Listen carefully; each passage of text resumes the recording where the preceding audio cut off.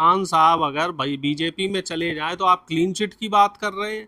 मैं 100% कह रहा हूं कि उनको 2 साल के भीतर भीतर बीजेपी भारत रत्न दे देगी। बताओ, 2 पैन कार्ड हैं अगर मान लीजिए उनके, उन्हें 10 साल की आपने सजा दे दी।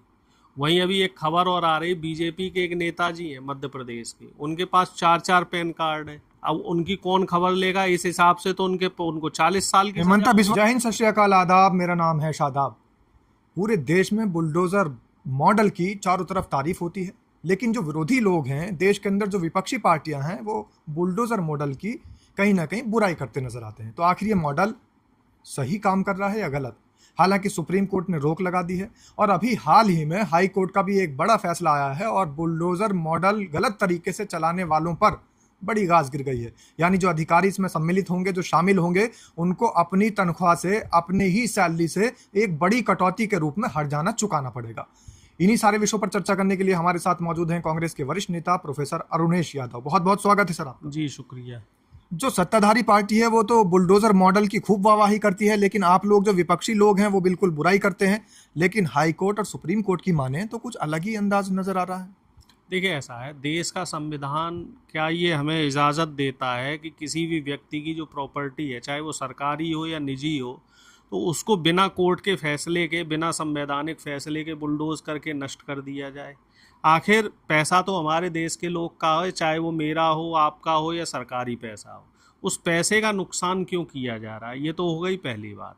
दूसरी बात, जो इसमें अधिकारी शाबाशी लेने के लिए, अपने प्रमोशन के लिए और थोड़ा सा सुर्खियां बटोरने के लिए जल्दबाजी कर धड़ाधड़ जो जल्दबाजी करके बुलडोजर चला देते हैं, तो उनको इस बात को समझना चाहिए कि जब सरकारें बदलेंगी और जब संवैधानिक कोई निर्णय आएगा, कोई बड़ा कोर्ट का फैसला आएगा और कहीं इनके ऊपर एक्शन लिया गया, तो जितना इन्होंने बुलडोज किया, मान लीजिए अगर किसी व्यक्ति ने 100-200 एकड़ जमीन बुलडोज कर दी अपने 5 साल के 10 साल के कैरियर में, तो वो तो इसकी भरपाई नहीं कर पाएगा। इतना पैसा वो कहाँ से जमा करेगा? इतनी तो उसने 30 साल में तनख्वाह नहीं ली। लेकिन जो अधिकारी हैं, कर्मचारी हैं, वो भी तो आदेश का पालन कर रहे हैं। एक तरफ तो शासनादेश उनको मिल जाएगा, दूसरी तरफ हाई कोर्ट का जो चाबुक उन पर चल जाएगा, तो वो करें तो करें क्या? हाई कोर्ट ने भी इस बात को स्पष्ट तौर पे कहा है कि जो अधिकारी होते हैं, जो पुलिस के कर्मचारी होते हैं, इन्होंने संविधान की शपथ ली है, तो इन्हें संविधान के हिसाब से काम करना चाहिए, सरकारों के हिसाब से नहीं करना चाहिए। क्योंकि सरकार इन्हें तनख्वाह नहीं दे रही है, इन्हें तनख्वाह देश के संविधान से मिल रही है। और तबादला नेपाल बॉर्डर भी तो इनका ही होगा फिर। सरकारें तो आती जाती रहती थी, तबादला ही तो होगा,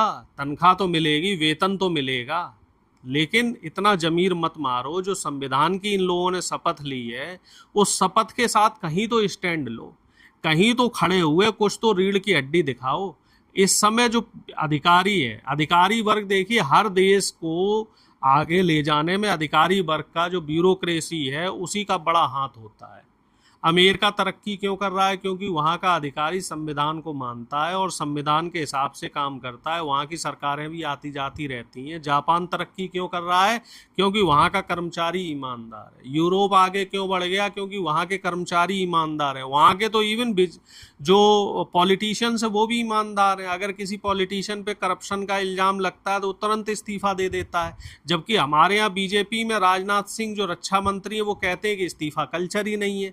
और यहाँ के अधिकारियों की जिसकी आप पूंछ उठा के देखो, जिसके गिरेबान में झांक के देखो, तो लगभग 70 से 80% जो अधिकारी है वो कहीं ना कहीं भ्रष्टाचार में आपको लिप्त मिलेगा। लेकिन नेताजी, जैसे हाईकोर्ट ने ये फैसला दे दिया कि अधिकारियों से ही उनकी भरपाई होगी, लेकिन जांच भी तो अधिकारी करेंगे कि बुलडोजर सही चला था या गलत। अब ये बहुत बड़ी सवाल है कि इसको सुप्रीम कोर्ट कैसे जस्टिफाई करेगा कि जो चोर है, अगर चोर को ही तिजोरी की रखवाली करने को दे दिया जाए तो क्या चोर उस तिजोरी की रखवाली कर पाएगा? क्या हमें उसके प्रतिबद्धता पे कोई सवालिया निशान नहीं खड़ा होगा? इस बात को भी सुप्रीम कोर्ट को बहुत स्पष्ट तरीके से, हाई कोर्ट को बहुत स्पष्ट तरीके से समझना होगा और समझाना भी होगा देश की जनता को। जहां एक तरफ ये भी देखा गया है कि अधिकारी करप्शन में लिप्त हैं, वहीं दूसरी तरफ ऐसी भी खबरें आई हैं कि कुछ जज और वकील भी करप्शन में लिप्त हैं। नहीं, जो अधिकारी इस तरीके का बुलडोजर का आदेश देंगे या बुलडोजर चलाएंगे, वो अपने आप में के ऊपर क्यों जुर्माना लगवाना चाहेंगे? जांच भी तो उन्हीं के जाहिर पास सी आएगी। बात है, चोर चोर मौसेरे हाई कोर्ट को कोई कमेटी गठित करनी चाहिए अलग से। चोर चोर मौसेरे भाई बनकर वो लोग एक दूसरे को बचाते हुए नजर आएंगे। इसमें तो एक निष्पक्ष कमेटी बनाई जाए जिसमें कुछ रिटायर्ड जजों को रखा जाए, कुछ सेवानिवृत्त अधिकारियों को रखा जाए और उनका पूरा ट्रैक रिकॉर्ड देखा जाए कि भैया जो व्यक्ति निष्पक्ष रहा हो, जो संवैधानिक तरीके से काम करता रहा हो, जो व्यक्ति ईमानदार छवि का रहा हो, ऐसे लोगों को उस कमेटी में रखा जाए। तभी हाई कोर्ट का जो ये अभी डिसीजन आया है या जो हाई कोर्ट ने अपनी गाइडलाइन दी है, उस गाइडलाइन का ईमानदारी से पालन हो पाएगा। नहीं तो फिर एक नहीं, न्यायालय के आदेश तो बेमानी हाँ, होगी वो ना। आदेश क्या, वो फिर बातें बातों में ही रह जाएंगी। सरकारें अपना काम करती रहेंगी, मोनोपोली और तानाशाही चलती रहेगी और तानाशाही का शिकार आम जनता होती रहेगी। इसी तरीके से आम जनता की प्रॉपर्टी को सरकारें जो है बुलडोज करती रहेंगी और आम जनता के साथ साथ जो देश है, देश की प्रॉपर्टी का नुकसान होता अब रहेगा। देखिए, जिस तरीके से आजम खां वाले मामले पर, 2 पैन कार्ड रखने वाले मामले पर अब नया बड़ा एक सवाल लग रहा है, प्रश्न चिन्ह लग रहा है। जो कोर्ट की कार्रवाई, उस पर भी प्रश्न चिन्ह लग रहा है। बताओ, 2 पैन कार्ड हैं अगर मान लीजिए उन्हें 10 साल की आपने सजा दे दी। वहीं अभी एक खबर और आ रही, बीजेपी के एक नेताजी हैं मध्य प्रदेश के, उनके पास 4-4 पैन कार्ड है। अब उनकी कौन खबर लेगा? इस हिसाब से तो उनको 40 साल की हेमंता बिस्वा शर्मा की पत्नी पर भी तो सवाल निशान उठने चाहिए। हेमंता बिस्वा शर्मा की पत्नी पे 5-5 पासपोर्ट है, उनको तो इस हिसाब से 50 साल की सजा हो जानी चाहिए। लेकिन सजा नहीं होगी क्योंकि वो लोग सत्ता में है। आजकल जो सजाएं हो रही हैं, आजकल जो नियम कानून है, वो भी ये देख के बनते हैं और उनका भी पालन ये देख के होता है कि कौन व्यक्ति सत्ता की इस लाइन में की तरफ है। एक लाइन बनी हुई है, कौन व्यक्ति लाइन के उस पार है। जो व्यक्ति लाइन के उस पार है उसके ऊपर चाबुक चलेगा और अगर वो व्यक्ति लाइन पार करके इस तरफ आ जाता है तो वो चाबुक चलना बंद हो जाएगा। ऐसे कई उदाहरण हैं।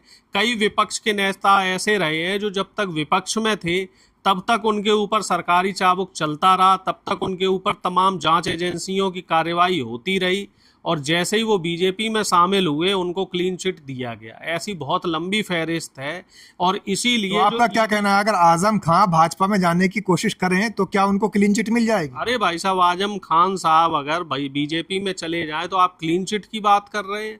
मैं 100% कह रहा हूं कि उनको 2 साल के भीतर भीतर बीजेपी भारत रत्न दे देगी और जो तमाम इस देश के पुरस्कार है ना, सम्मान देने वाले, वो सारे पुरस्कार दे देगी।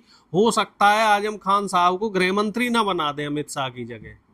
लेकिन बात वही है कि जो व्यक्ति अपने उसूलों पे अडिग रहा, जो व्यक्ति हमेशा सेकुलर राजनीति करता रहा, जिस व्यक्ति ने हमेशा गरीबों और मजलूमों की राजनीति की है, तो वो कभी भी इस तरह की सांप्रदायिक और नफरत फैलाने वाली पार्टी के सामने हाथ नहीं फैलाएगा, उनके सामने घुटने नहीं टेकेगा।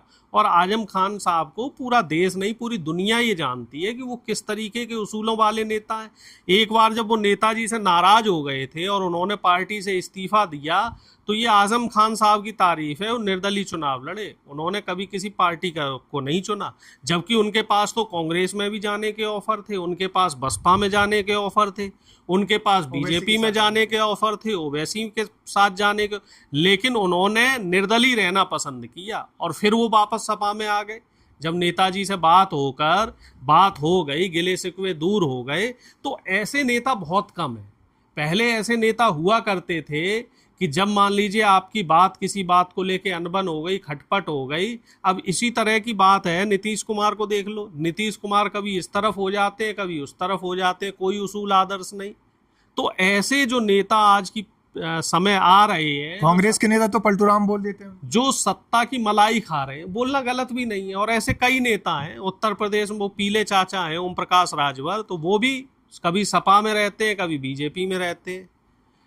तो ऐसे नेताओं की कोई रीढ़ की हड्डी नहीं होती और ऐसे नेताओं ने ही लोकतंत्र को कमजोर करने का काम किया है। हाई कोर्ट ने अब जब सरकार, यूपी सरकार से जवाब मांगा आजम खान को लेकर, अब क्या रुख हो सकता है? क्या उसको जो 7 साल से बढ़ा के सजा 10 साल की थी, तो क्या कुछ वो मिल सकता है? क्या नहीं, मुझे नहीं लगता कि सरकार इतनी जल्दी कोई जवाब देगी, क्योंकि सरकार सारा जो राजनीति है वो चुनाव के लिए कर रही है। वो किसी भी तरीके से, जो उत्तर प्रदेश का भी चुनाव आने वाला है, जो 6 महीने में चुनाव होगा, उसके बाद ही कोई स्टैंड लेगी। हो सकता है उसके बाद उनको आजम खान साहब को रिहा भी कर दिया जाए, लेकिन अभी 6 महीने तक मुझे इसमें नहीं लगता कोई बहुत बड़ा फैसला आएगा। तो तमाम बातों पर चर्चा हुई और प्रोफेसर अरुणेश यादव ने बड़ी बेबाकी के साथ जवाब दिए हैं और उन्होंने बता दिया कि अगर हाई कोर्ट से कुछ इस तरीके की खबरें आती भी हैं तो सबसे पहले तो सवाल ये उठता है, क्या उन खबरों को, उन बातों को माना जाएगा? क्या ये जो अधिकारी हैं जिनको बुलडोज़र के लिए पनिशमेंट देने की बात हाई कोर्ट ने की है, जांच भी तो यही करेंगे? तो अगर बिल्ली को दूध की रखवाली सौंपी जाएगी तो क्या दूध सुरक्षित बच पाएगा? ये एक बड़ा सवाल है।